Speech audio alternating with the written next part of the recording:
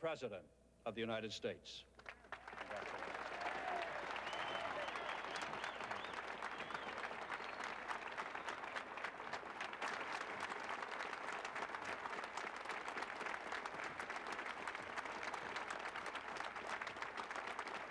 Thank you.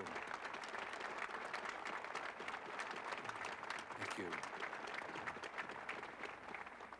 Senator Hatfield, Mr. Chief Justice, Mr. President, Vice President Bush, Vice President Mondale, Senator Baker, Speaker O'Neill, Reverend Mumaw, and my fellow citizens.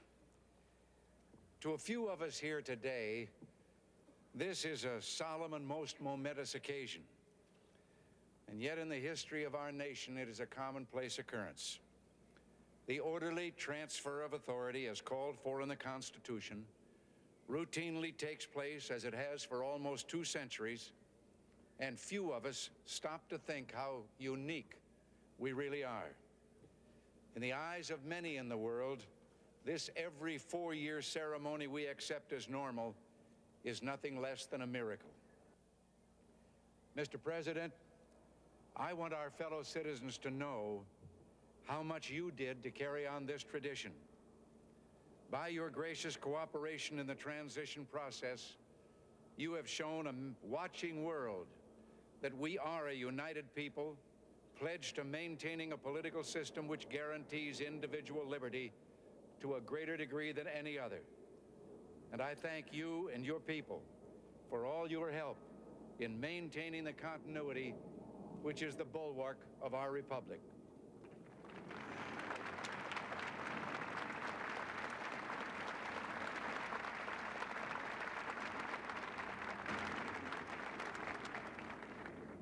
The business of our nation goes forward.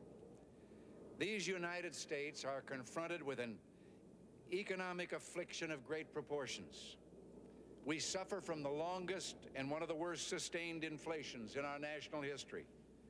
It distorts our economic decisions, penalizes thrift, and crushes the struggling young and the fixed-income elderly alike.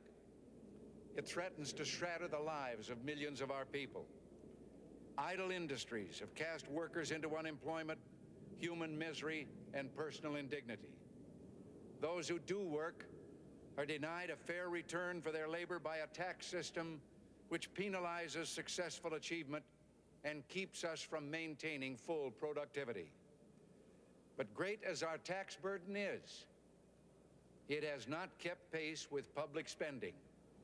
For decades, we have piled deficit upon deficit, mortgaging our future and our children's future for the temporary convenience of the present. To continue this long trend is to guarantee tremendous social, cultural, political, and economic upheavals. You and I, as individuals, can, by borrowing, live beyond our means, but for only a limited period of time. Why then should we think that collectively, as a nation, we're not bound by that same limitation? We must act today in order to preserve tomorrow.